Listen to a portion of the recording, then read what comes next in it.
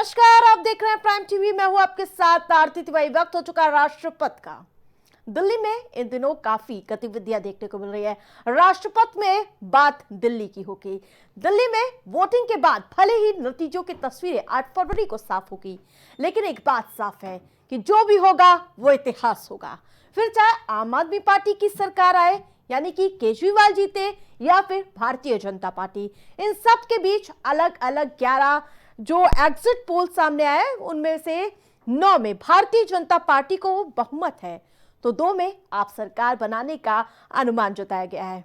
इन सब के बीच संभावनाएं क्या हो रही हैं, उन पर विस्तार से चर्चा करते हैं, आपको भी समझाते हैं कि क्या संभावनाएं बन रही है। तो जिस प्रकार से किसकी जीत होने वाली है, क्या होगा, इस पर ये आपको समझाते हैं। केजरीवाल के लिए जहां आपको बता दें कि जो संभावनाएं बन रही है, केजरीवाल के लिए व्यक्तिगत चुनौती का ये नेतृत्व पर सवाल है। चुनाव प्रक्रिया पर सियासी सवाल उठाए जाएंगे। फर्जी वोटर कैश बांटकर जीतने का सियासी आरोप मरते नजर आएंगे। और यही नहीं, घोटाले के आरोपों पर जनता की अदालत क्या फैसला बताएगी, वो बीजेपी बताएगी। जहां पंजाब में आप सरकार को घेरना कांग्रेस और तेज कर देगी।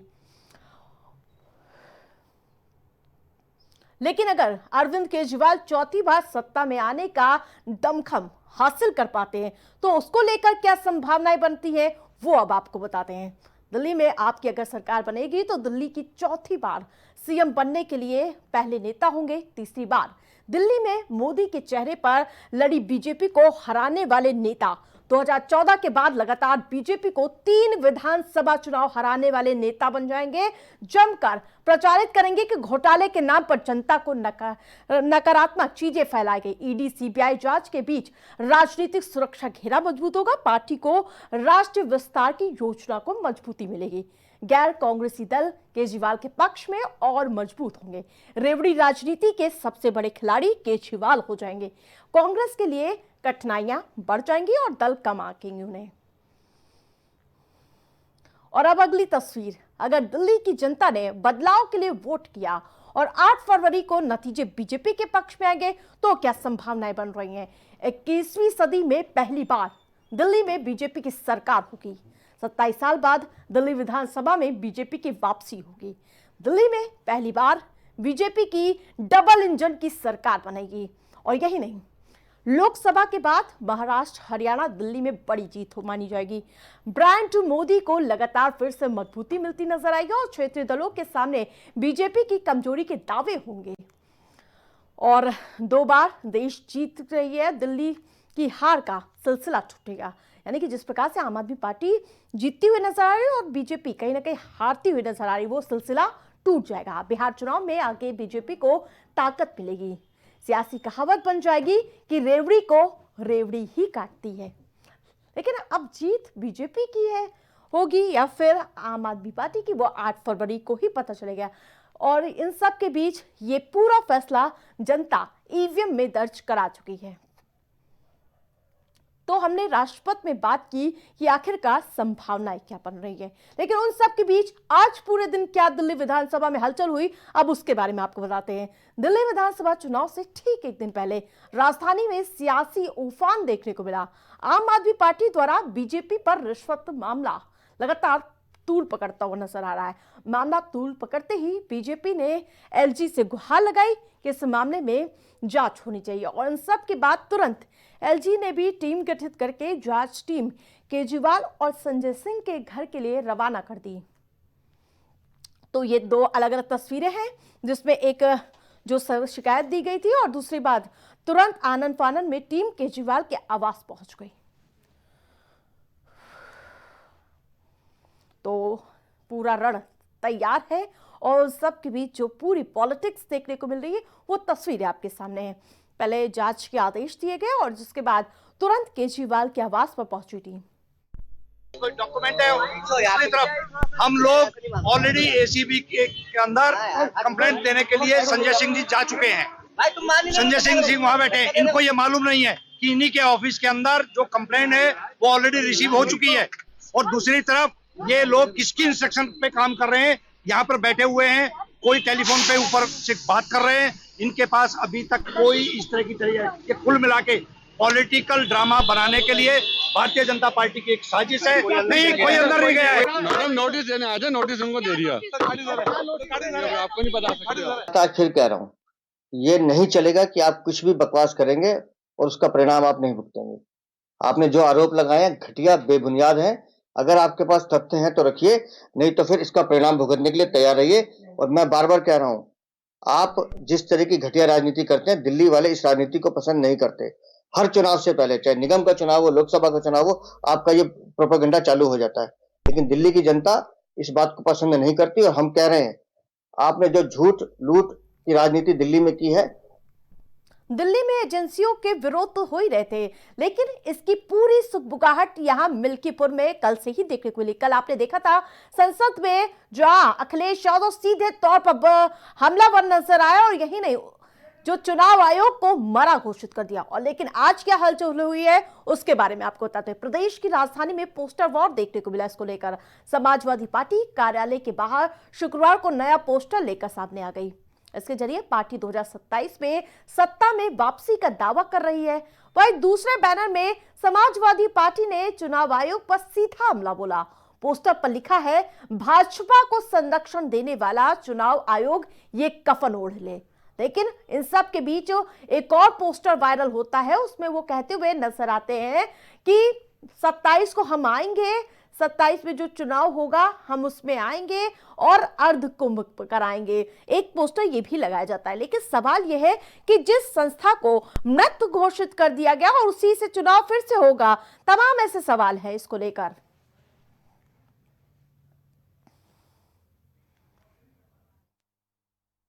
भारतीय लोकतंत्र ने वो चुनाव भी देखे हैं जो रक्त रंजित हुआ करते थे, बड़े पैमाने पर हिंसा हुआ करती थी, लेकिन तब भी किसी ने निर्वाचन आयोग पर ऐसी टिप्पणियां नहीं की। भारतीय लोकतंत्र ने वो दिन भी देखे हैं जब डिंपल यादव सरीखे लोग निर्विरोध निर्वाचित हो जाते थे, किसी को नॉमिनेशन फॉर्म तक भरने का मौका नहीं मिलता था, लेकिन तब भी किसी ने निर्वाचन आयोग पर ऐसी टिप्पणी नहीं की। और लोगों ने वो दिन भी देखे हैं जब इंदिरा गांधी के निर्वाचन को बाकायदा कोर्ट ने इलीगल माना था, कि तमाम सारी अनियमितताएं हुई हैं, तब भी निर्वाचन आयोग को लेकर के किसी ने ऐसी टिप्पणी नहीं की थी। और आज निर्वाचन आयोग को लेकर के जितने निचले स्तर की टिप्पणी समाजवादी पार्टी कर रही है, संवैधानिक संस्थाओं का ऐसा अपमान वो लोग कर रहे हैं जो संविधान की प्रतियां जेब में लेकर घूमते हैं। आप संविधान को मानना नहीं चाहते हैं और संवैधानिक तंत्र पर इस प्रकार की टिप्पणियां कर रहे हैं, ये बहुत दुर्भाग्यपूर्ण है। आप जनता से चुनाव जीत नहीं पा रहे हैं, लोकतंत्र में जनता आपके साथ खड़ी नहीं है, तो आप निर्वाचन आयोग पर ठीकरा फोड़ रहे हैं।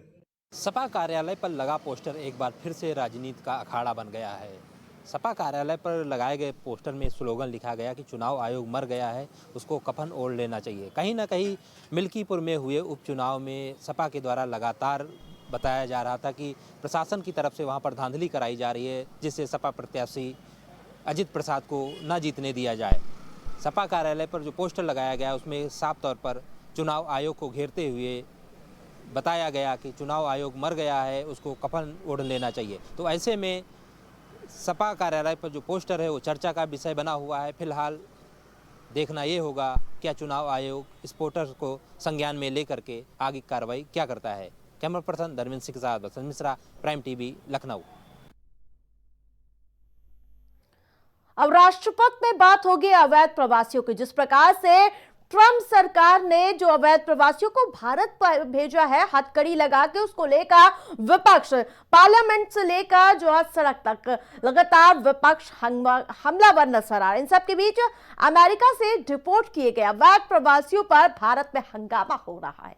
सड़क से संसद तक अवैध प्रवासियों की अमेरिका में से वापसी का मसला गूंजता हुआ नजर आया। विपक्ष ने तो जोरदार प्रदर्शन भी किया और हमारे अपने हथकड़ियों में जकड़कर भारत क्यों भेजे गए, विपक्ष इस पर सरकार से जवाब मांग रही है।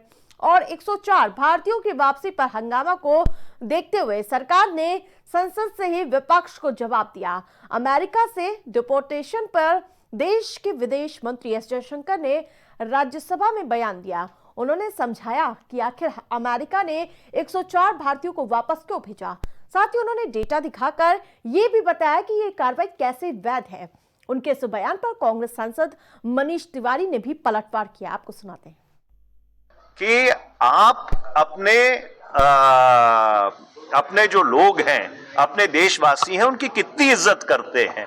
और ये बिल्कुल ही चौंका देने वाली बात है कि जो बयान था डॉक्टर जयशंकर का, वो तो ऐसा लगता था जैसे अमेरिकी सरकार के प्रवक्ता हैं, ना कि भारत के विदेश मंत्री। प्रधानमंत्री का दौरा भी रहने वाला है अमेरिका का, प्रधानमंत्री का दौरा भी रहने वाला है अमेरिका। देखिए, प्रधानमंत्री जी को पुनर्विचार करना चाहिए। अगर भारत के नागरिकों को इस तरह से जलील किया गया,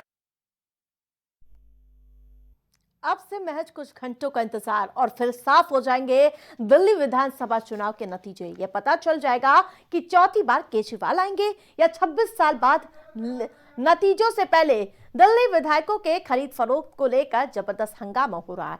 दरअसल कल सबसे पहले जहां संजय सिंह ने बीजेपी पर अपने उम्मीदवारों को खरीदने की कोशिश का आरोप लगा दिया और उसके बाद केजरीवाल ने पोस्ट किया कि उनकी पार्टी के 16 उम्मीदवारों के पास 15-15 करोड़ का ऑफर आया है। इस मुद्दे पर आज केजरीवाल के आवास पर सभी 70 उम्मीदवारों की बैठक बुलाई थी। आम आदमी पार्टी के उम्मीदवार और मौजूदा सरकार में मंत्री मुकेश अहलावत ने यहां तक आरोप लगाया कि उनके पास मंत्री पद और 1 करोड़ के ऑफर का व्हाट्सएप कॉल आया है। उधर आम आदमी पार्टी के आरोपों को झूठा बताते हुए बीजेपी ने एलजी के सक्सेना को चिट्ठी लिखकर आरोपों की जांच की मांग की। इस सब के बीच एलजी ने एंटी करप्शन ब्रांच यानी कि एसीबी के मामले को यानी कि संज्ञान में लेने के लिए कहा और ये एसीबी की टीम केजरीवाल के घर जांच के लिए पहुंच गई और जिसे वापस कर दिया गया। और कहीं ना कहीं ये पूरा मामला तूल पकड़ता हुआ नजर आया, जहां आम आदमी पार्टी कहती हुए नजर आई कि हमारे पीछे सरकारी एजेंसियां लगाई जा रही हैं और तमाम ऐसे सवाल खड़े होने लगे कि आखिरकार ये तत्काल प्रभाव से जो पार्टियां लगातार आरोप लगाती हैं कि सरकारी एजेंसियों का दुरुपयोग करती है भारतीय जनता पार्टी, और जैसे इस पूरे मामले पे भारतीय जनता पार्टी ने यानी कि इस पूरे मामले को अवगत एलजीवी के सक्सेना को किया तो तुरंत जांच गठित कर दी गई। एलजी ने एंटी करप्शन ब्रांच को मामले की जांच के आदेश दिए और एसीबी की टीम केजरीवाल के घर पहुंच गई। हालांकि काफी हंगामा इस दौरान देखने को मिला और तमाम ऐसे सवाल सरकारी संस्थान के ऊपर तरफ से पूछे गए, लेकिन इन सब के बीच एसीबी की पूरे मामले की जांच में जुट गई है। भारतीय जनता पार्टी जिसने महाराष्ट्र की सरकार गिराई, कर्नाटक की सरकार गिराई, मध्य प्रदेश की सरकार गिराई, उत्तराखंड की गिराई, अरुणाचल की गिराई, उनके बारे में आपको सर्टिफिकेट चाहिए कि वो बेईमान नहीं है। एक बेईमान पार्टी है इस देश में भारतीय जनता पार्टी, जो तोड़ तोड़ के विधायकों को, सरकारों को गिराती है। हमने उस पूरे मामले की शिकायत खुद से दी है और जांच की मांग की है। वीरेंद्र सचदेवा कल हमारे आरोपों के बाद घबरा के नौटंकी करने पहुंच गए वहां एलजी के पास। एलजी चिट्ठी लिख रहे हैं एसीबी को, एसीबी पहुंच रही है, यहाँ जा रही है, वहां जा रही है। अरे क्यों? मैं खुद आ गया शिकायत करने। जांच कराइए इस पूरे मामले की। हमने नंबर दिया है मुकेश अहलावत को, जिस फोन नंबर से कॉल आई थी उसकी जांच कराई जाए। कौन सा वो व्यक्ति है, क्या नाम है उसका?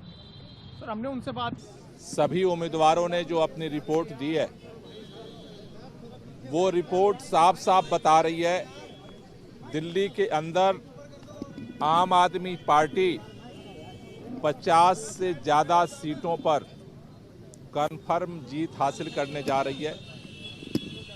करीब 7-8 सीटों पर काफ़ी क्लोज फाइट दिख रही है। आम आदमी पार्टी को दिल्ली की जनता ने सरकार बनाने के लिए अपना मैंडेट दिया है और आम आदमी पार्टी दिल्ली के अंदर सरकार बनाएगी। जिस तरह से लगातार एग्जिट पोल के द्वारा गाली गलौज पार्टी एक माहौल बनाने की कोशिश कर रही है और ऊपर से तो माहौल बनाने की ये कोशिश की जा रही है कि दिल्ली में जनता ने अपना जनादेश दे दिया है, लेकिन इन सब के बीच विपक्षी दल हो या फिर भारतीय जनता पार्टी या केजरीवाल, सभी अपनी अपनी तैयारियां और अपने अपने दावे पेश कर रही है। लेकिन एग्जैक्ट पोल क्या होगी वो कल ही पता चलेगा। राजपथ में मेरे साथ फिलहाल इतना ही। देखते रहे प्राइम टीवी। कुछ भाव पुष्प। आप देख रहे हैं प्राइम टीवी, सच साहस सरोकार। MGM Hospital and Research Center, advance neuro and spine surgery centre. आपका स्वास्थ्य ही हमारी प्राथमिकता। पता झलवा प्रयागराज। 35 साल बेमिसाल सालों से लोगों की सेवा के लिए तत्पर जीवन ज्योति हॉस्पिटल एवं test tube baby centre. Experts doctor, बेहतरीन मेडिकल इक्विपमेंट्स, 24 घंटे मेडिकल सुविधा के साथ। पता 162 बाई कबाग प्रयागराज। सही वक्त पर सही